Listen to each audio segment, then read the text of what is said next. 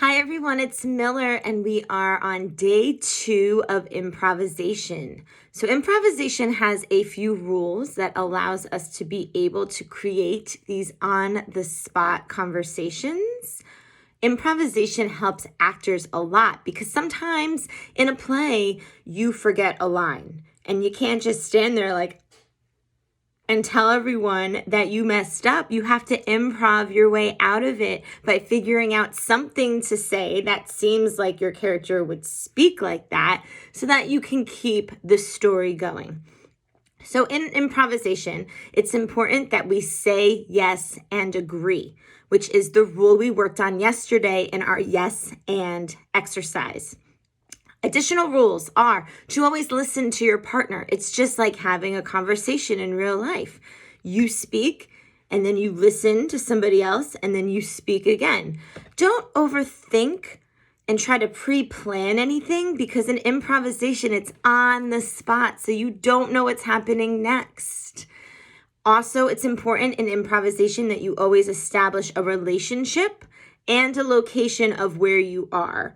And that everything, just like with our tableaus and our pantomimes, have a beginning, middle, and end to the stories. So today is going to be called Pass a Story. I am going to start a story for you. And I'm going to explain the beginning and part of the middle of the story. And then using improvisation, I would like for you to actually create the other part of the middle of the story and end the story. So I'm going to read for you a story that I made up using improvisation. Once upon a time, there was a frog who decided to hop down a path in the forest that he had never gone down before. The sun was shining bright, and Fred the Frog wanted a new adventure.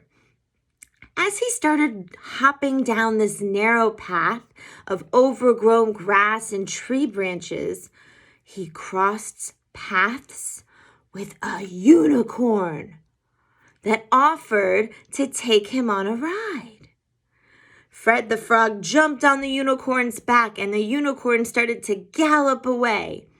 As the unicorn ran faster and faster, Fred the Frog could no longer hold on and he fell off the unicorn into a huge muddy puddle. Your turn. How does this story end? How dirty is Fred the Frog?